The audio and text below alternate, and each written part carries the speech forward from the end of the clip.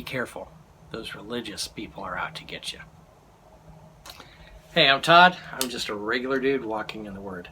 Thank you for joining us. We're going to be looking today, we're continuing our journey through the book of Matthew. And today we're looking at Matthew 16, verses 5 through 12. And it's entitled, Be Careful, the Religious Are Out to Get You. Okay? You're going to, and you think, oh, this doesn't apply to me today. That's stuff for the New Testament there. No. The religious are out to get you. They're in to suck you into their religious system. Okay? Not necessarily Jesus, but their religious system. Like, you got to be part of our system. So, let me read here. My spectacles on here. Verse 5 through 12, it says this, When they went across the lake, the disciples forgot to take bread. Be careful, Jesus said to them, be on your guard against the yeast of the Pharisees and the Sadducees. Whoa, okay. So, they're going across the lake. Again, they seem to be going across the lake a lot. And he says, but the disciples, they're like, oh man, we forgot to take bread. And then Jesus says, and you're going to see it's something totally different. He says, be careful for the yeast of the Pharisees and Sadducees. Okay, so let's see what happens here. Verse 7, they discussed this among themselves and said, is it because we didn't bring any bread? Aware of their discussion, Jesus asked, you of little faith, why are you talking among yourselves about having no bread? Do you still not understand? Don't you remember the 5 loaves for the 5,000? Or how many basketfuls you gathered? Or the 7 loaves for the 4,000? And how many basketfuls you gathered? How is it you don't understand that I was not talking to you about bread? Be on your guard against the yeast of the Pharisees and Sadducees. Then they understood that he was not telling them to guard against the yeast used in bread, but against the teaching of the Pharisees and Sadducees. Okay, let me explain this because you might be going, yeast and Pharisees and Sadducees, this doesn't make any sense. Okay? Yeast, in that day, yeast is used to help the bread rise. Okay? There's different festivals where they were called to eat unleavened bread. So you had no yeast in that bread. And you weren't supposed to have any yeast in the house. You were supposed to clean out the house, make sure there was no yeast any place in the house. Okay?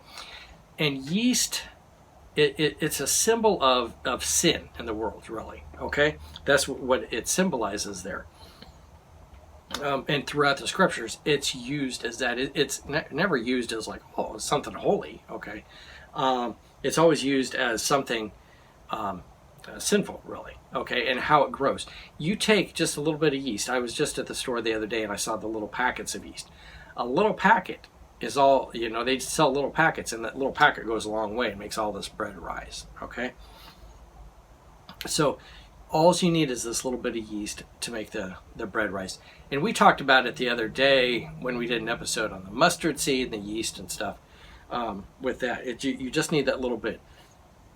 So Jesus is warning. He says, watch out for the yeast of the Pharisees and Sadducees. What they're going to do is they're going to have their false teaching. And if you remember, their false teaching is filled with works and rules. Okay? And they're going to say, hey, do these works, do these rules.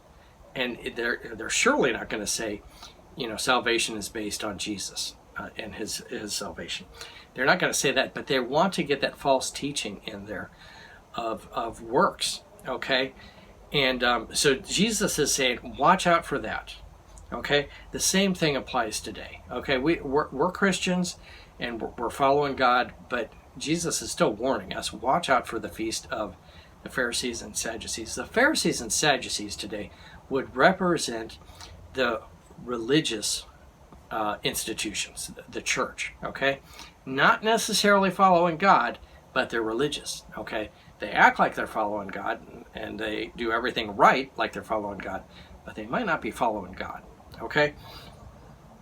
You have to watch out for that, because they're going to want to stick the false teaching in there, and just that little bit can mess you all up. So say, for example, I go to a church or a Christian college or something like that, and they start adding some stuff in, and they go, you know what, God didn't create all the world. There's a lot of evolution in there.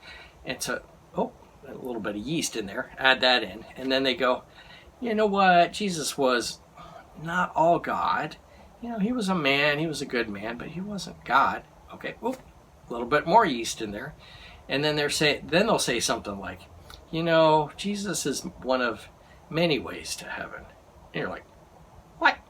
Okay, so you've added all this yeast in there, and you have to watch out for it because they add a little bit in, and you get sucked into it. And so you always have to be watching out for that. So you have to, in order to understand and to be against it, you have to be in the Bible. You have to be studying the Bible itself on your own, okay?